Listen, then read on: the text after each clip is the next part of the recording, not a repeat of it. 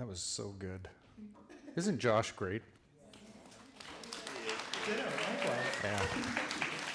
And I don't think great is stretching it either. You know, like sometimes you go, oh, that was great. And you're like, well, I don't know, was it? But in this case, it's great. Like Tony the Tiger, great. And Brenda, the funniest board president ever. Thanks, Brenda. How was your trip? Awesome. Good. Brenda was just in Italy, I believe. Yeah. Yeah. We planned to being away at the same time.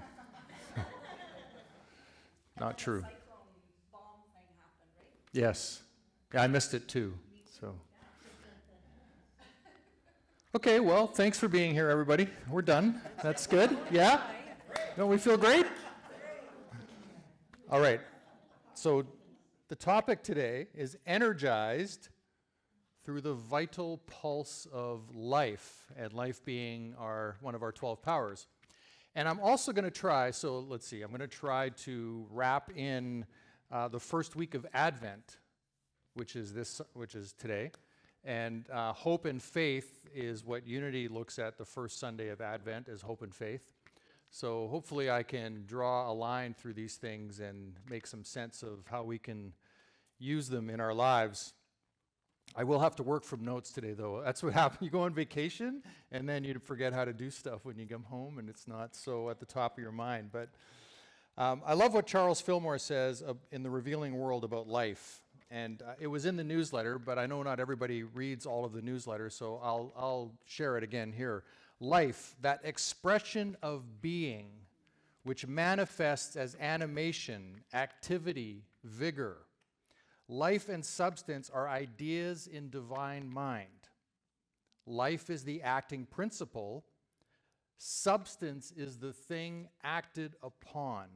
So I've shared this before, the Wallace Wattles, the idea that there is this thinking stuff from which all things are made, and which in its original state, thank you, permeates and penetrates the inner spaces of the universe. A thought in this substance, this is really the key, a thought in this substance produces the thing that is imaged by the thought. Does that make sense to everybody?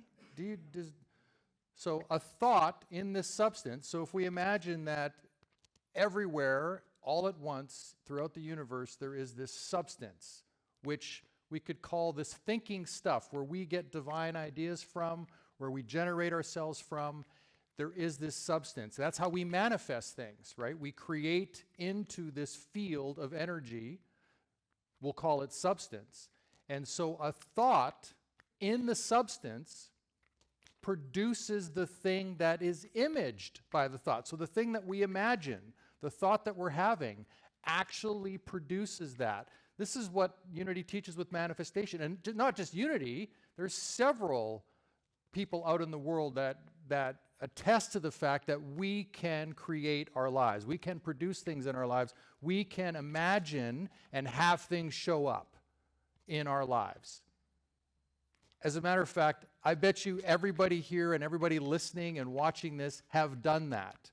You've imagined yourself doing something, and then you made it happen. That's the very act of manifestation. It's not, hey, I had this idea and then magically things just came to me. That can happen, but generally speaking, almost always, there's action involved. So as Fillmore puts it, substance is the thing acted upon. In the phenomenal world, life is the energy that propels all forms to action.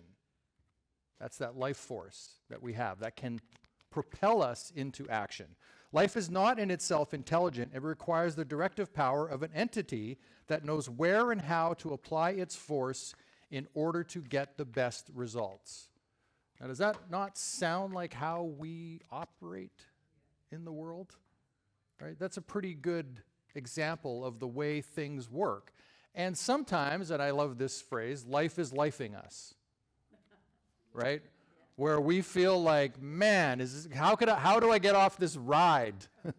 Where stuff is just happening, and it feels like we're just constantly, and I think we talked about this a few weeks ago, the 4 V's, in that victim consciousness, where life is just coming at us and we're doing our best to react to it, right? And that happens, and we all get that.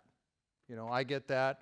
Runs in my household. My dog gets that sometimes. He's like, what's going on, man? My snacks were here and now they're gone.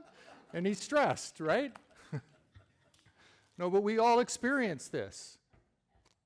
But here's the thing, is that when we connect with our 12 powers, one of them being life, which is located in our pelvic floor, right? So it's like think of it this way. We're drawing energy from the earth, from Gaia, up into ourselves. It all begins here. And then we bring that energy up through all the rest of our 12 powers.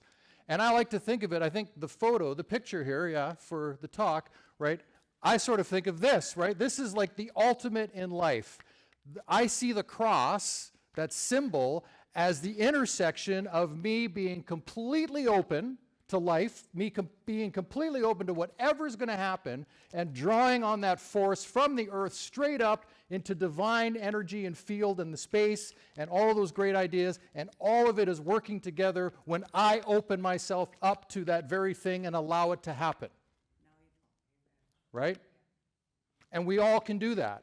And we all can also just be like this and closed up. And there's nothing wrong with that. Sometimes we might need to do that, right? Sometimes we might need to go to Mexico and just eat tacos and be closed, not have the devices open, just be like, I don't want to do anything, actually. And it's perfectly okay to be in that space.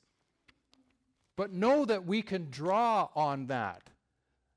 And I sort of think of it as, if we draw on that life force, maybe we have hope for something, right? We have this hope that something might happen for us, or something might come along, or we're hoping for something better in our lives.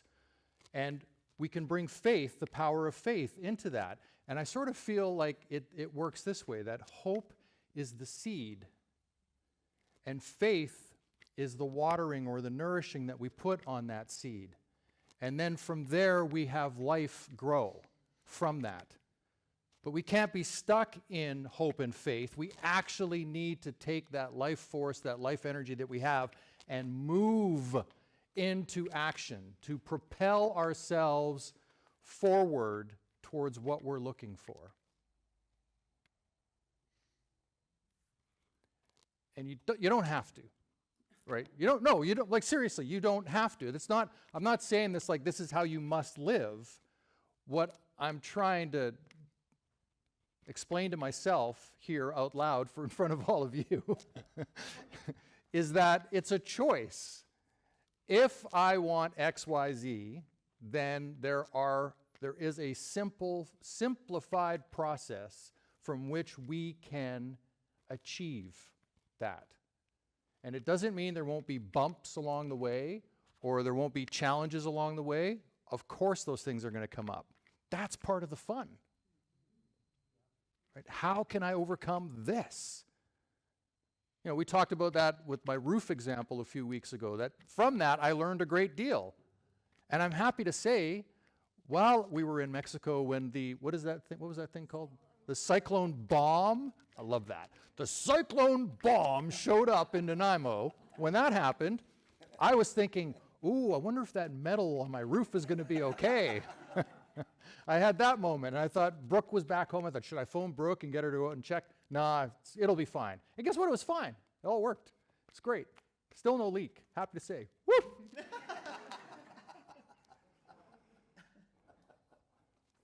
So from elevated consciousness, we use life to energize and enliven our good intentions, our goals, our desires, to take and sustain action, to be the best person, the most enlivened person we can be.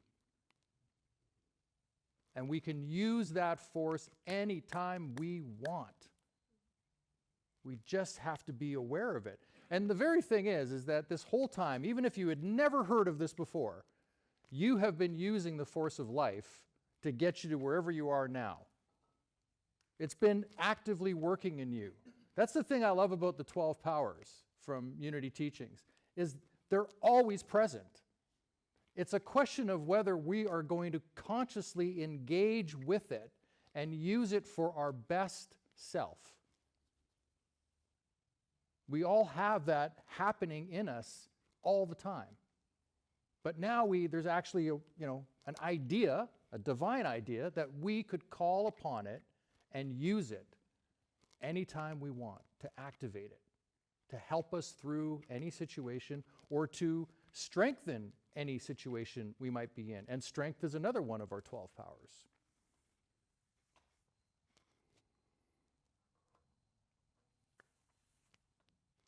I'm going to throw a couple of Bible quotes out at us along the way here. One of them is, "Not by might, nor by power, but by my Spirit." And I see life as that spirit of life. So all we need to do is draw on ourselves. I often think of any time Jesus is saying, I am, I actually think that's intended for us to use the I am, ourselves. Not draw on him, but take that teaching and bring it into ourselves. So I am the truth, the way, and the life. What if you were to turn that and suggest that to yourself? That as far as your existence goes, as far as you're wanting to do anything, you are the way. You know the truth. You are that life. Everything we want for ourselves comes from the inside, and we work it out. Trying to live our life clinging on to things outside of us. Has anybody done that? Raise your hand. Come on. Show them. I have. Yep. Expecting others to do things, expecting others to make me happy, expecting others to solve. Yep. How's that work? Sometimes, maybe occasionally, a person surprises you and actually shows up, right? But most of the time, when it gets difficult, when it gets hard, it's here, right? We need to be that for ourselves. We need to be that hope. We need to be that faith. We need to be that life force for ourselves, for any of the good that we wish to achieve in our lives. And I believe we all start off good, as the unity principle, number 1 and 2. God the good, we are made in that image of goodness. I believe we start there, and sometimes we get sidetracked and people do things that you just go, that's crazy, right? That happens. Get misaligned somewhere. But we start off there, and so we can design our lives for that goodness, for our own goodness, and it is incumbent upon us to do that. Anybody familiar with Reverend Linda Martella Whitsett, Unity author? Yeah.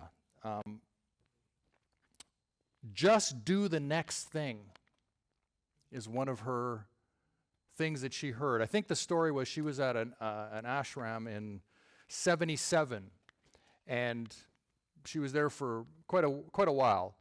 And of all the notes that she took, pages of notes and journaling, the one thing she remembers from the guru at that time was just do the next thing. And because somebody had asked a question in one of the lessons, sessions, thank you, had asked the question, when I'm struggling with this, what should I do? And the answer was just do the next thing, just whatever that is. So what was interesting about this to me is I read that a couple days ago, and then this morning I was listening to something around depression, and this person was, and I'm not saying this is right or wrong or true or false, but this person was suggesting that, when how did she put it? When they did a focus on how to solve breast cancer. And early detection was critical to this. So how to test for it, how to check for it. The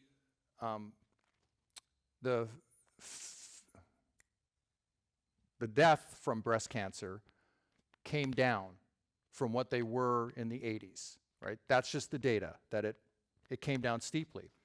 Yet what she was alluding to was that we have all of this in the world, in North America especially, this idea around mental health and all these practitioners, and yet it seems to be getting worse. It's not getting better. And so she was just throwing that out there as a question, like why is it in this case one thing is working in a certain way, but in this other case something is working completely different? And her point was that we get stuck on replaying our story, right? Telling our story over and over and over again. Well, if we go back to there is this thinking stuff from which all things are made. If we're constantly in a stream of repeating the same thing over and over again, and I think, Brenda, you kind of alluded to that, right, off the top, that if we're in that, how is something going to get better for us if we are constantly in that? And what they have found in scientifically now is doing the next thing, going out and shopping, like running an errand, for example, doing exercise, just doing the next thing can get us out of a state and into the flow of life. And that's what is typically required for us to move forward, is actually doing that next thing, as simple as it might be. Because when we do that, we see, wow, I've accomplished this. There's this feeling of I've done something. You know, I know for myself, and maybe this is true for you, when I have work to do and I spend a day pretty much wasting the day, not doing any of the work I knew I needed to do, my wife will typically say, "What is your problem today?" Because I'm angry. And it actually stems from the fact that I didn't do anything. Like, I actually know that about it's like I feel inside I have accomplished zero of what I know I needed to actually do today, and I'm not happy about it. But I'm not thinking in those terms. I'm just in a state because I didn't actually do something. And yet, as soon as I take something on and do it, even if it's the smallest thing, it's like, yeah, there we go. There's one thing done, right? Feel good about that. So this is all part of that flow of having hope, planting a seed, having faith to nurture it, and getting into action with life, that we can actually generate ourselves and improve our experience of life through that process. So Martella Whitsett goes on to say, I focus my attention embodying spiritual power, the power identified by Unity co-founder Charles Fillmore as the ability to concentrate, be masterful, and stand in spiritual authority. I really like that. Stand in spiritual authority over our experience. Not over others, over ourselves, right? To take that on, to be that for ourselves. She shares a Nigerian proverb, teaches, the snail has no hands, the snail has no feet. Gently the snail climbs the tree.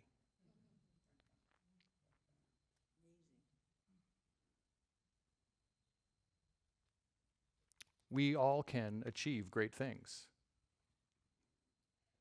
Even if that great thing is just getting out of bed some days. Yeah. Because sometimes maybe that's the greatest thing you can do that day. And it's okay. We don't have to succumb to anybody else's judgment or theories or ideas. But we can be everything that we need. We can actually be that for ourselves. But it does take one thing. Always takes one thing, noticing. We got to notice what's going on with ourselves. We got to notice that in order to begin to put steps in place for ourselves.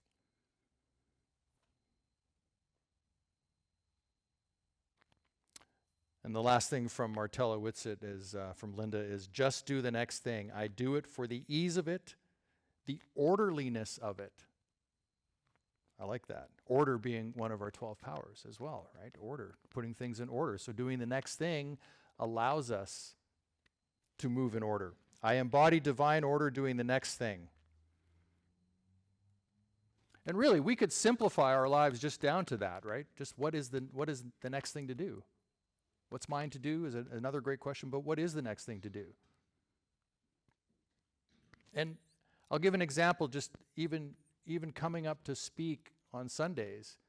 If I have a whole bunch of things going on in my head of what I'm supposed to do later today or later this week or whatever, I can't do anything up here well. It just doesn't work to be filling my mind with a whole bunch of things that aren't the next thing to do. Because the next thing to do is for me to be up here. That's it. That's the next thing to do.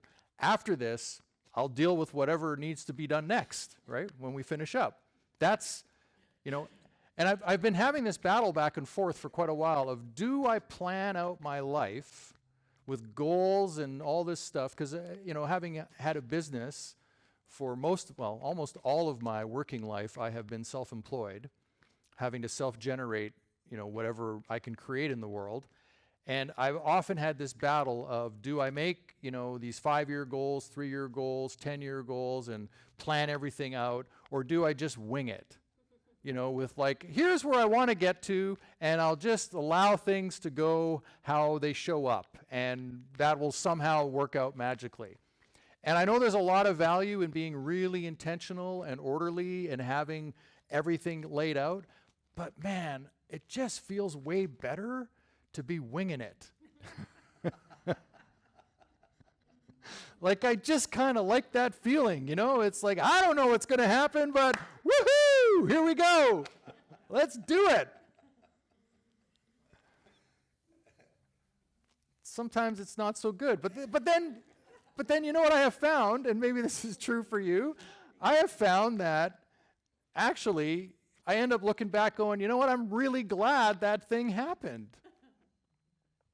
And maybe it would have happened anyway, even if I had had all these masterful plans laid out, maybe that sidetrack still would have happened, regardless of what I was intending.